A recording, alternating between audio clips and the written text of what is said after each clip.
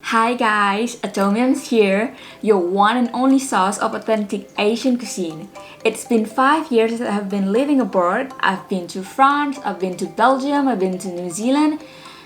But the most frequent remarks I have get is, "Why don't I know you?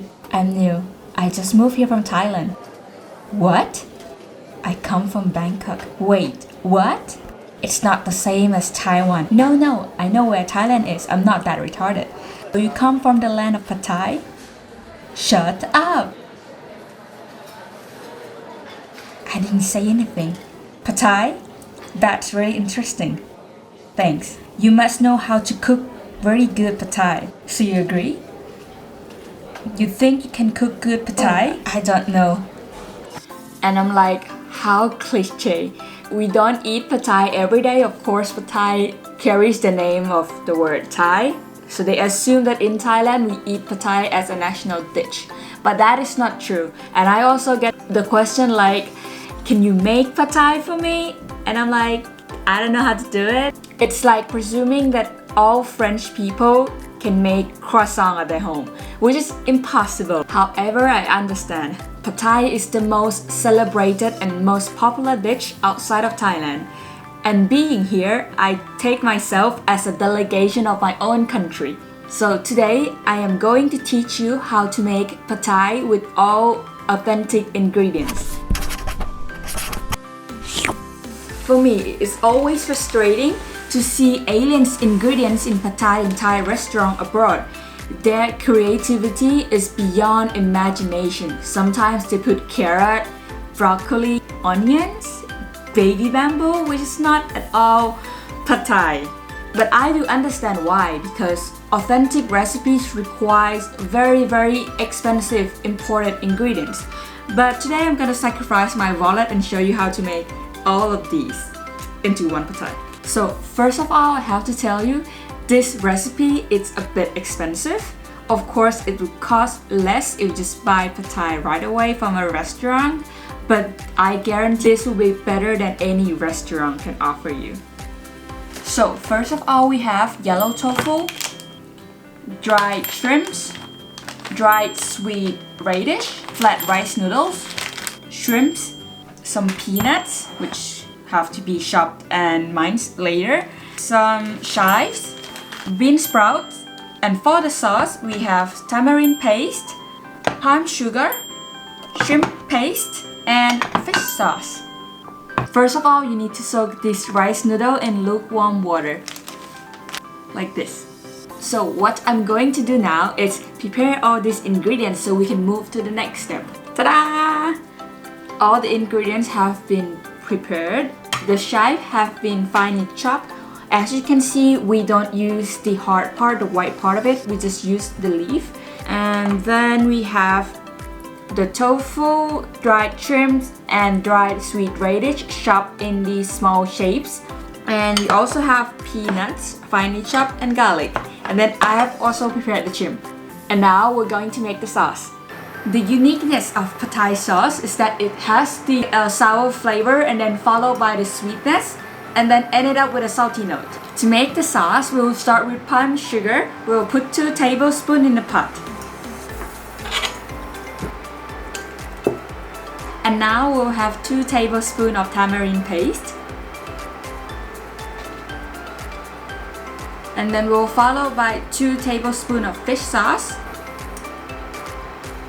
And now for my personal touch, I add a bit of shrimp paste because I think it kind of adds more flavors to it and add a bit of color.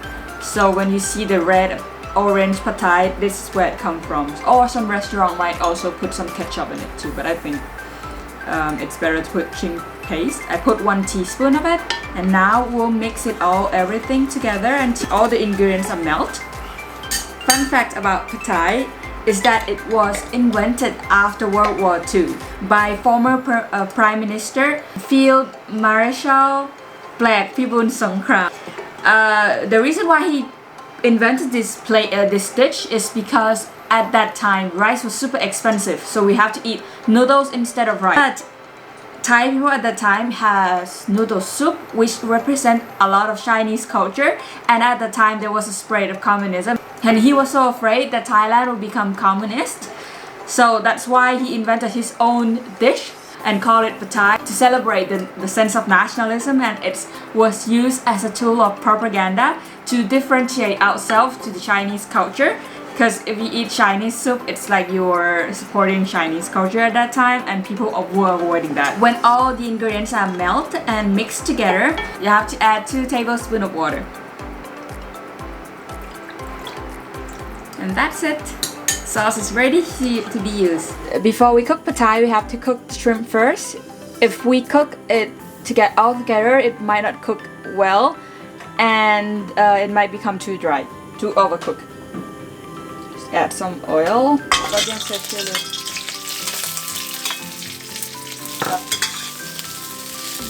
And now that the shrimp is cooked, we can set it aside and we'll make some pad thai. So now, first of all, we need to add some oil. I cannot stress this enough, but please use rice bran oil or any kind of oil instead of olive oil when cooking. Just a bit of it, voila. But actually it's a bit oily dishes, so just put it, just don't be afraid. And now we have to add garlic.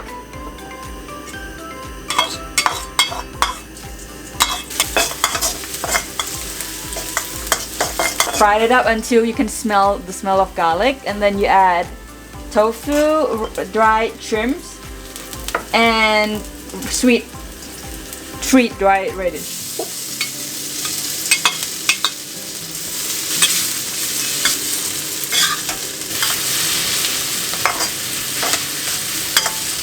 And now we will add the soaked rice noodles.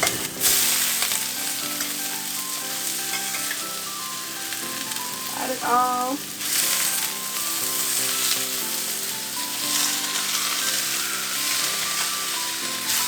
And now we'll add the sauce. Mix it well before you add it.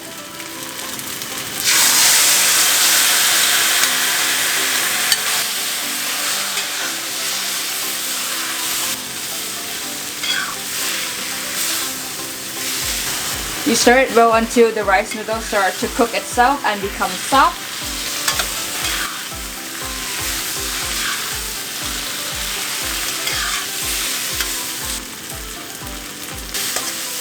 So when the noodles start to cook, you have to add 2 eggs. Oops.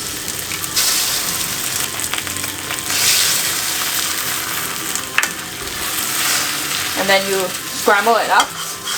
That's it.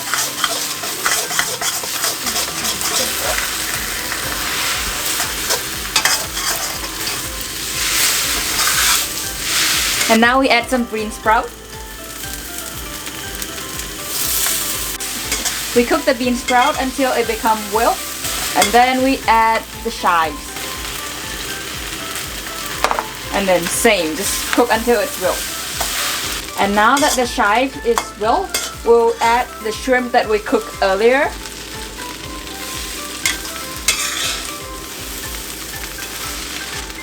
And now it is ready to serve.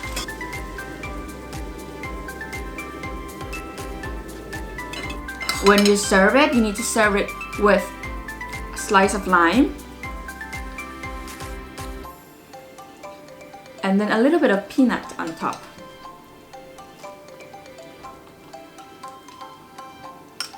Voila! Let's eat it! This is just like pad thai in Thailand. There is no strange, bizarre ingredients that they just put it for no reason. And we have the freshness of the slice of lime we add just now, and we have a little bit of crunchiness from the peanuts and the bean sprout and chives, lighten up the whole heaviness of oily pad thai. So I really love these dishes, and I hope you enjoy it as much as I do. If you have any idea what should I cook next, please leave a comment below. Please subscribe my YouTube channel. Go follow my Instagram page, and you have limited access of these amazing recipes.